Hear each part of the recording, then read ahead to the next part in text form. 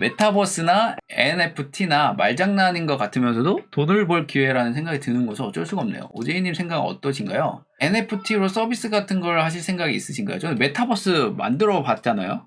근데 문제가 많아요. 문제가 많고 보통 자본으로 할 수 있는 거는 아니에요. 제가 보기엔 거품인 것 같아요. 지금은 좀 거품인 것 같고요. 근데 NFP를 제가 몰라요. 넌펑션 토큰, 대체 불가능 토큰. 이게 뭐 비트코인 같은 거 아니에요? 결국에? 블록체인?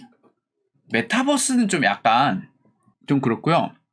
근데 NFT는 가능성은 좀 있다고 봐요. 가능성은 좀 있다고 보는 게 달러는 막 찍어내잖아요. 물론 이것도 뭐 채굴이라는 과정이 있긴 하지만 뭐랄까 무한정하지도 않고 뭔가 늘어나는 것도 그렇고 한쪽에서 고치면은 다 영향을 받고 이런 어떤 화폐로서의 가치가 있다라고 보여져요. 그러니까 제가 얘기했죠. 왜 비트코인이 돈이 되는 거지? 라고 제가 의문을 가졌어요. 왜냐하면 저는 프로그래밍을 한 사람이잖아요. 그러면 하드디스크에 저장된 그냥 010101 덩어리인데 이게 왜 돈이 되지? 라는 의문을 제가 가졌었어요. 근데 이게 돈이 되는 이유가 있더라고요. 다이아몬드가 있어요. 이게 사실 돌덩어리예요. 근데 이게 왜 가치를 부여하게 됐냐면 이쁘기도 한데 뭐 진주도 이쁘고요. 50원짜리 반지 사도 그것도 뭐 얼핏 보면 이쁘잖아요. 그냥 단순히 이뻐서가 아니에요. 뭐냐면 변화가 잘 안 하고 공급이 이제 한계가 있고 가장 큰 게 뭐냐면 사람들이 그게 가치가 있다고 생각을 하는 거예요. 그러면서 다이아 가치가 있는 거거든요. 똑같아요. 돈도 종이에요, 종이. 근데 뭐냐면 사람들이 그게 가치가 있다고 생각하는 순간 그게 가치가 있게 되는 거예요. 근데 이게 비트코인이라는 게 보면은 결국에 0101 디지털 어떤 그냥 숫자인데 위조가 안 돼요. 안 되고 유일하다라는 조건이 성립이 돼요. 근데 여기서 마지막 남은 거 사람들이 가치가 있다고 생각을 해야 돼요. 근데 이게 처음에 이게 안 됐어요. 그래서 비트코인이 아주 똥값이었는데 어느 순간 이 0101 이 숫자 덩어리에 가치를 부여하기 시작해버렸어요. 사람들이. 그러면서 위조도 안 되고 이러다 보니까 그냥 가치가 있는 애가 돼버렸어요. 비트코인이. 그렇게 되어버렸고 이 비트코인이 갖는 힘이 뭐냐면 그냥 전자화폐 아무것도 아닌 그 디지털 화폐에 돈이 되는구나 라는 것들을 경험하게 된 어떤 첫 사례였잖아요. 그러다 보니까 우리가 생각하는 NFT 요 기술이 전혀 말도 안 되는 그런 상황이 아니게 되어버린 거죠. 제가 생각하기엔 그래요.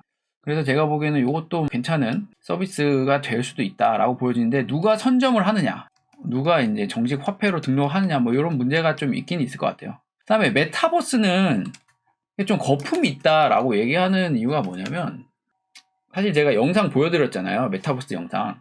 한 6, 7년 전에 만들어 놓은 거 막 가상으로 돌아다니면서 기계 막 다뤄보고 막 이런 거 해봤는데 한번 영상 있나요? 제가 보여드릴게요. 옆에 보시는 화면은 이제 메타 서버에 관련된 이제 프로그램들이 떠 있는 것입니다. 이 서버는 단순히 하나로 구성되어 있지 않고 총 4개로 구성되어 있는데요. 예, 보시는 화면은 클라이언트 화면입니다. 클라이언트는 두 종류가 있고요. PC용과 모바일. 지금은 PC용입니다. 사용자 아이디와 비밀번호 치고 로그인 해보도록 하겠습니다. 이제 메타버스 마을인데 여기가 이제 우리 집이고 뭐 옆에 할머니고 가상 공간에 모아놓은 저희 가족들의 집들이 이렇게 연결해 놓은 이제 가상 마을입니다.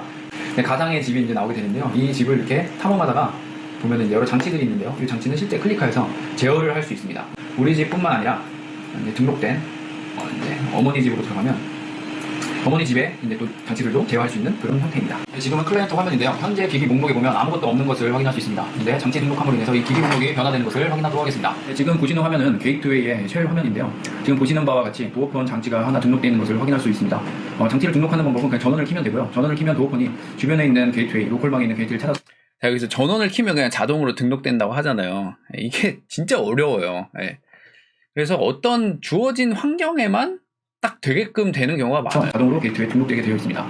이와 같은 과정들을 모두 마치게 되면 보시는 바와 같이 기기 목록에 도어폰이 등록됩니다. 이 도어폰은 보시는 바와 같이 카메라 연결을 누르면 화면을 볼 수 있게 됩니다. 지금 보시는 장치는 PT에 보신 대로 부모님 집에 있는 장치들입니다. 이 장치는 게이트웨이에 다 붙게 되고요. 부모님 집의 게이트웨이와 자녀의 집은 집의 게이트웨이는 서로 다르고요. 그리고 공간적으로 또 거리적으로 떨어져 있는 상태입니다. 보시는 장치는 이제 저희 자사에서 개발한 장치고요. CO 센서, VC 센서, IR 센서 등이 있고요. 이거는 이제 수도꼭지 이제 풋뱀이라고 해서 이거 배 이렇게 누르면은 물이 잠기고 열리고 하는 그런 제어 장치입니다. 이건 저희 제품은 아니고요. 그다음에 여기 보시는 바와 같은 장치 휴 정보인데요. 필립스의 제품이고요. 여기는 도어락, 이거는 압력 센서, 그리고 여기는 네스트, 보일러를 제어하는 네스트 장치고요. 여기는 도어펀, 그리고 네스트 프로텍션이라고 해서 경보 장치입니다. 그러니까 여기 보시는 바와 같이 저희 자사 제품도 있지만 그리고 타사 제품도 같이 연동되어 있는 상태입니다. 네, 보시는 화면은 클리언트 화면이고요. 아까 보셨던 장치들이 실제 이제 기기 목록에 보면은 등록되어 있는 것을 확인할 수 있습니다. 네, 전부 실제 분리 장치들을 보시는 바와 같이 가상화하였습니다. 아까 보면 게임 화면 같은 거 있잖아요. 이것도 이제 말도 안 되는 제가 로직을 하나 넣는 건데, 아침에 일어나면 압력 센서가 동작돼서 커피를 대신 끓여준다. 뭐 이런 말도 안 되는 로직을 만드는 건데, 지금 저희가 제어 로직에 압력 센서에 값이 이게 이제 누워 있으니까 압력 센서가 변하면 커피 머신에게 커피를 뽑아라라는 그 로직을 지금 저장해 놓은 상태입니다. 누워 있는 거예요, 지금. 그런 동작되는 것을 보여드리도록 누워 있기 하겠습니다. 좀 우선은 많이 지금 앉아있는 보시는 바와 같이 압력 센서가 눌려 있는 상태고요. 이제 예를 들어 사용자가 침대에 설치해 놓으면 자다가 일어났다 그런 상황이 되면 압력 센서의 값이 변하고요.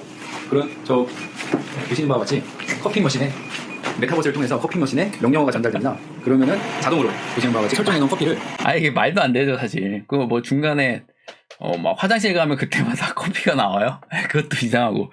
물론 그거 고려하려면 아침에 어떤 시간을 고려해서 그게 가능은 하겠죠. 하여튼 이런 식으로 연동은 된다. 이런 거를 얘기합니다. 생산합니다. 이런 로직을 이용하면 아침마다 자동으로 공급되는 커피를 맛볼 수 있습니다. 지금부터 네스트 보일러 연동 시연을 시작하겠습니다. 이 서비스는 위치 기반 시스템과 네스트를 메타버스와 연동한 메쉬업 서비스입니다. 사용자가 집 근처로 접근하면 위치 기반 시스템을 이용하여 사용자의 위치를 판단하고 이를 이용해 네스트 보일러를 켜는 서비스입니다. 현재 보일러를 켜고 끄는 상황을 보여주기 위해 전구를 연결해놨습니다. 지금부터 시연을 시작하도록 하겠습니다. 현재 사용자가 집 안으로 들어온 것을 판단하였고 메타버스에서 보일러를 32도로 맞춰서 켰습니다. 네. 근데 이런 건 충분히 가능해요.